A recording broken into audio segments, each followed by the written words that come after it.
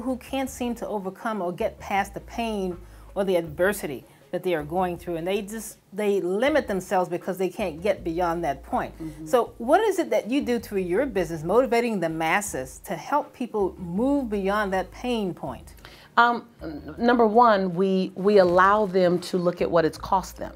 A lot of times you continue to pay a price because you don't understand the price you've already paid. So we allow them and we coach them because we have a training and development company. So I have master facilitators in my company, and we do experiential learning, and we help them to see what price have you already paid for this experience. And then they become bankrupt in paying the price. Like, wait a minute, it's like buying a dozen eggs, going home, paying for it, going home, cooking the eggs, enjoying the eggs, and then coming back and saying, I'd like to pay for these eggs again.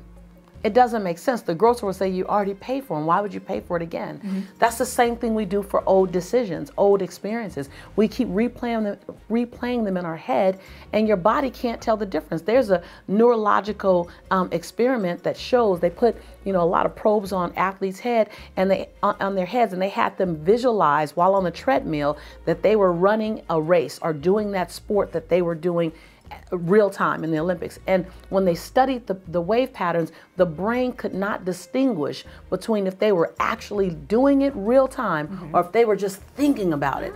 So we teach people to show when you relive an experience in your head, every fiber in your body emotionally goes through that experience again. So you may have been traumatized one time or 5 times. Your body has relived it 500 times.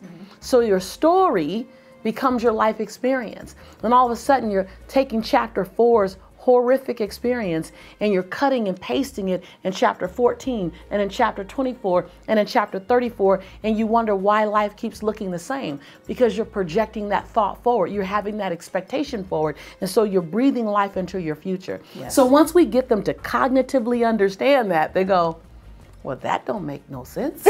And I go, well, yeah, how about we do something different? So the understanding has to be there about what it's cost them and what they have the power to do and shift.